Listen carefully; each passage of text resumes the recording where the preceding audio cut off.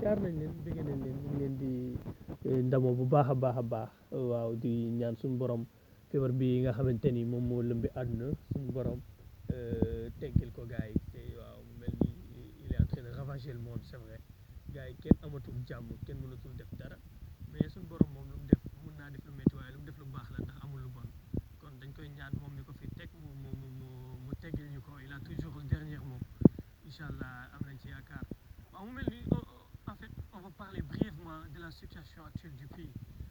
mooy maanaam dañoo seetaan ab vidéo c'est en fait c'est la semaine dernière je pense si je ne m'abuse moom Pape Djibril Fall di wax mais en fait di défendre la cause sénégalaise nga xamante ni mi ngi doon expliquer la situation actuelle du pays dem ba naan saabu en fait saabu dañ koy maye pour nit ñi sangu mais bu ñu demee ba on est en 21e siècle et saabu dañ koy maye saabu pour nit ñi sangu comme un pays comme le Sénégal mais la situation devient grave en fait mais gars yi nañ leen xoolaat réew mi il faut conscientiser dorénavant la jeunesse sénégalaise sortie de cette maladie pour suñ génnee ci cette maladie nous a beaucoup appris en fait li nga xamante ni lépp suñu borom mi ngi ko doon tere gars yi di def lu leen neex ray gi comme pas possible insécurité alimentaire l'insécurité totale la famine la manque de conscience dans la jeunesse sénégalaise loolu yëpp suñu borom yàgg na ko tere mais mu mel ni nit ñi yàlla sax lañ gën a ñeme ka dee bi nga xamee ni dee taxaw na corona moom kafluwul day reye mais gars yi commencé di conscientiser waat gars yi commencé di teguwaat ci yoon mu mel ni ça c'est honteux c'est affreux gars yi mu mel ni ñun dañoo war a duggaat ci beneen ère après cette maladie nous a beaucoup appris suñ demee ba depuis 1960 le président Senghor avait dit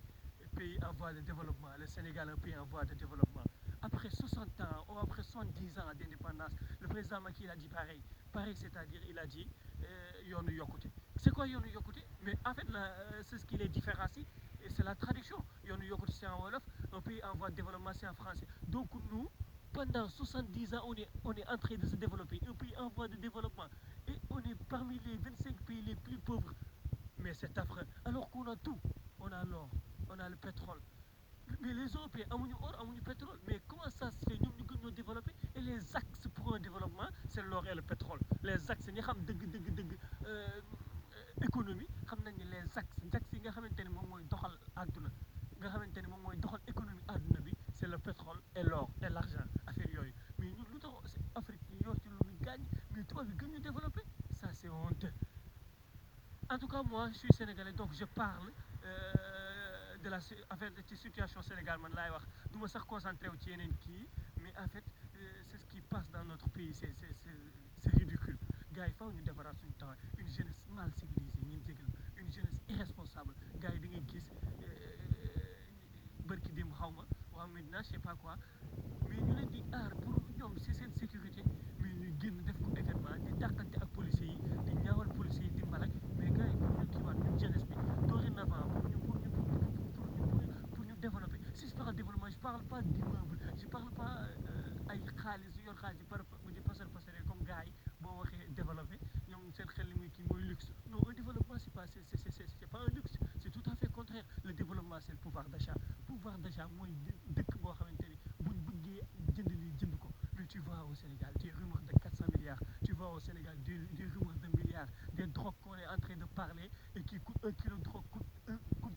43 millions et en ce moment tu vois des gens dans les villages qui crèvent de faim mais c'est honteux li fa am dafa yéeme gars yi faut qu'on se conscientise gars yi faut ñu yeewaat mais c'est grave affaire bi faut qu'on prenne le relais dafa métti dans 10 ans ci kanam gars yi affaire dina gën a tar est bi le monde est dirigé seul par les excellents ñi nga xamante ne rek ñoom les nuls et les moyens dinañ dem ba dootuñ am dara ci kii parce que terre bii ñu gis nii tooñ yi fi nekk jaay doole ji fi nekk caaxaan gi nga xamante ni moo xuus li suñu borom wax yëpp ñu teg ko sànni génn ci suñu borom di doxal mbiru seytaane nga xamante ni moom lépp lu mu yor da koy jaay seytaane booy dem soirée da koy jaay booy dem ay place da koy jaay boîte da koy jaay da ngay paye maanaam entrée dugg te suñu borom lépp lu mu lay defal pour yow sa bien-être la doo gis kenn kuy julli bay fay am kuy julli di fay yàlla te pourtant yow yaay julli pour am ngërëmul yàlla yaay julli pour dem àjjana yaa waroon fay yàlla mais noonu léegi mbonteef gi la ñuy jënd dem nañ sax ba dañoo taaral loolu dañoo taaral mbot gi taaral jëfi iblis ba nga xamante ni ku nekkul ci loolu sax dañuy jàpp ne yow li ñu koy waxee gàkka nga mais le monde d'aujourd'hui c'est horrible en tout cas pour Sénégal développer faut que qu'on a dorénavant une jeunesse conscientisée nga xamante ni jeunesse boo xamante ni day bàyyi lépp caaxaan mais vous verrez mais allez voir ce qui se passe dans les piscines dem leen xool li nga xamante ni moom moo nekk ci piscine sénégalais góor ñi jigéen comme pas possible les jeunes non qu'à seen conscience yëpp ay fala ay organiser piscine ay organiser soirée ay dem ci nii dem ci naa mais comment voulez-vous qu'on se développe avec une jeunesse comme ça et une jeunesse qui prétend être l'autorité suprême jeunesse bi nga xamante ni seen adduna yëpp dara nekku ci lu dul caaxaan fii da ngay ñëw affaire 8h 9h si seen gaar yi la France l'Italie la Belgique les pays développés mais seen réalité gi ñu leen di wan je vais vous dire clairement aujourd'hui ngeen dégg ko la réalité est ce que li ñu leen di wan ci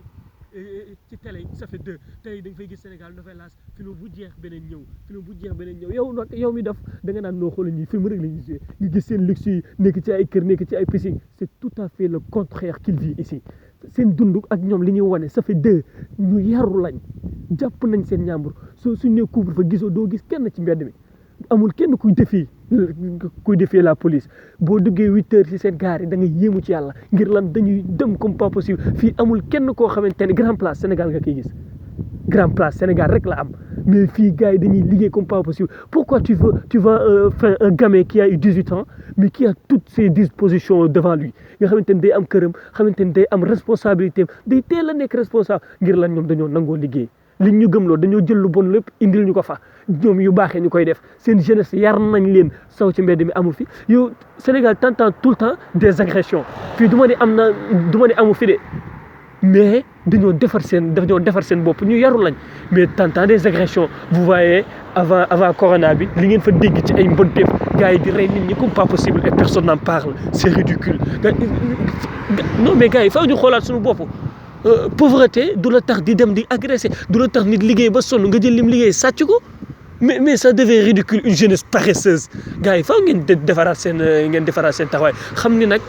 xaalis moom du miracle du amul benn xaalis boo xam ne day wàcc ci kaw garab bi wala dañ koy witte lii li tax ñu di gën ñoo développé mais du dara dul nangoo liggéey organisation dañoo bëgg lu lew dañ ko bëgg en fait tout ñoom dañoo yorul jikko jullit mais tous les attributions qu'on entend yërmande gi fii la ëppee dañuy dem di dimbale ñi nga xam ne ay way doo leen dégg Sénégal rek ngay gis ay liggéeyante Sénégal rek ngay gis nit du tekki nga mere ko ci tekki gi mu tekki di ko xas naan monte kii dañoo bokkoon classe kii démb fii la nekkoon vous voyez cette méchanceté et ça ñu ni nous on est 95% de musulmans te li suñu borom wax yëpp defuñu ko corona nag ñëw suñu borom nag di ravager le monde gars yi xeetu ragal goo xamante ni mais ça devient grave gars yi la jeunesse man nag en tout cas je parle de la jeunesse parce que ci laa bokk dorénavant faut qu'on conscientise la jeunesse sénégalaise wax leen ne ay mbirum caaxaan pour ñu développer caaxaan taxul ñu développer ay organiser ay soirée taxul ñu développer li ñuy tax a développer mooy yeewu xam ne Afrique am na lépp lan moo tax développé wuñu il est temps développement nag je vous parle du immeuble dama koy répéter du caaxaan ni ñu koy tegee du piscine du luxe du kii un développement sur le pouvoir d'achat bëgg jënd dara jënd ko bëgg ndekki bëgg añ bëgg reer soo bëggee faj sa soxlay bopp te doo ñaan ci kenn def ko c'est ça qu'on appelle le développement en 1945 après la deuxième guerre l'Allemagne était rasée la France était rasée mais en 3 ans ils ont su se relever un développement ça se fait pas en 70 ans en 1950 gars yi après la deuxième guerre mondiale fii dañ ko ravagé woon seen dëkk yi doo fi gis usine dara doo ko fi gis mais en 1950 kenn waxatul ay affaire guerre fàtte nañ ko parce que ils ont su se relever tabaxaat nañ li ñuy tabax en 5 ans en 3 ans jugaat dem seen yoon organiser waat seen population mais voilà tu vois au Sénégal de 1960 jusqu'à nos jours on nous parle de pays en voie de développement en fait c'est comme Dieu nous a bannis suñu borom ni ku ma nekkal ci lii ma nekkal la ci lii ñoom tubaab yi nekkaluñ dara ci suñu borom liñ nekk ba pare luñ bëgg di ko am mais ñun nag da ngay gis koo xamante day jaamu yàlla ba sonn mais 1000 francs da koy te suñu borom nee na ku ma nekkal ci samay mbir li ma bëgg yow say mbir dama ciy taxaw gars yi buñ nax suñu bopp waaye suñu borom kenn mënu koo nax nañ defaraat jikko yi nañ xam ni suñu borom rek il a toujours le dernier mot nañ defaraat lim ñu wax yëpp bu yeboo nag ñu teel koo jëmmal conscientiser jeunesse bi nii jeunesse bi mel c'est affreux jeunesse sénégalaise une jeunesse paresseuse loolu nag faaw mu dañ dorénavant xam na on n'est pas là pour blesser quiconque on n'est pas là pour saboter mais on est là juste pour vu qu'on est des citoyens sénégalais on est là juste pour parler de la situation actuelle du pays dinañ ubbi groupe YouTube gars yi xam naa sax après tour bi dinañ ko joxe comme ça di gën a waxtaan di gën a waxtaan suñu biir gën a conscientiser la jeunesse ngeen di abonné affaire yooyu noonu on est en train de faire ce projet du moins ñu ngi jégalu bu baax a baax ci wax ji bu dee am na kenn ku métti yooyu noonu je m'en excuse